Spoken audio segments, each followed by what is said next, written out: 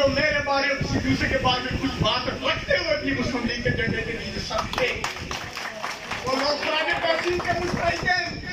मुझ जैसा डॉक्टर कोई नहीं है मैं जो मैं जानता हूँ, लेकिन कमाल है इस बात पे खुसूसन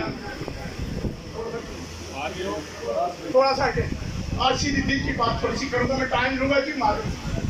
सुसन जनाब, मैं लीडर साहिबान से कहता हूँ जनाबे वाला कि मैं अगर आज भी लोगों की नब्ज पे हाथ रखूं तो बहुत सारे ऐसे लोग मौजूद हैं, अक्सर लोगों की ऐसी है जिनको आपसे, मुझसे और हम मेरे जैसे वर्करों से गिला है कि हमने आप करीब किसी को नहीं आने दिया।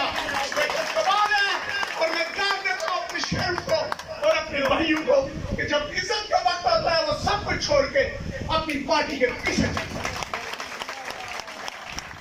वाला जो मजाक और इसकी बात नहीं है। मैं आज गुजारिश करूंगा कि आप पता जिंदगी किसके साथ देती है या नहीं देती, लेकिन आज आपने भी आज करना होगा कि अगर एक जगह पे आप खड़े हैं खुदा आपको पहुंचाएगा, आप जीत गए। लोगों के जज्बे और जज्बात को देखें, मेरा जैसा बंदा भी आज इस तरह जज्बात का इजहार करे।